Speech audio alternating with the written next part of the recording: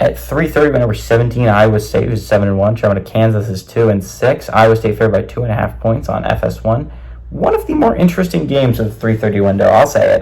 We got Rocco Becht, who's 148 of 243, throwing for 2,011 yards, 13 touchdowns, 6 interceptions. Carson Hansen has had 81 carries for 444 yards and 7 touchdowns, and Jalen Knoll has had 43 catches for 725 yards and 3 touchdowns. Jalen Daniels for Kansas, gone 121 of 213, threw for 1,521 yards, 9 touchdowns, 8 interceptions.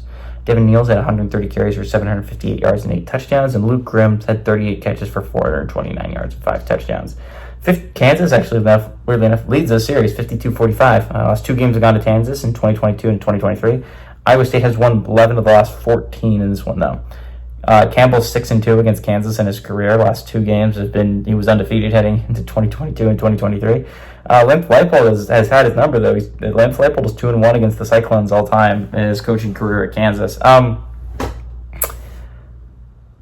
This is a big game for Iowa State, right? They lost a heartbreaker last week to Texas Tech. They cut it close twice before. They could not cut it close a third time, right? Like, they played close against Iowa. A lot of people forget they played close against Iowa because that was an upset earlier in the year that Iowa State beat Iowa.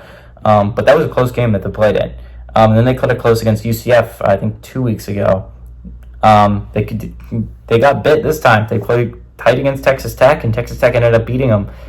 Now you lost any wiggle room, right? I still think if you finish 11-1 and your only loss is to BYU in the conference championship, you're probably still a playoff team. Like a 11-2 squad, I think realistically should probably make it over a 10-2 squad. I'm sorry, SEC fans, and it's just like I want to like the SEC. I do. I like some of the teams in the SEC. I think it's a really deep conference.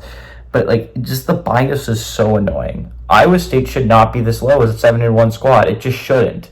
A 1-loss squad should not be behind this many 2-loss squads. Iowa State tricked up 1 time against Texas Tech. This is a big game. You got to finish the year undefeated, realistically speaking, if you're Iowa State.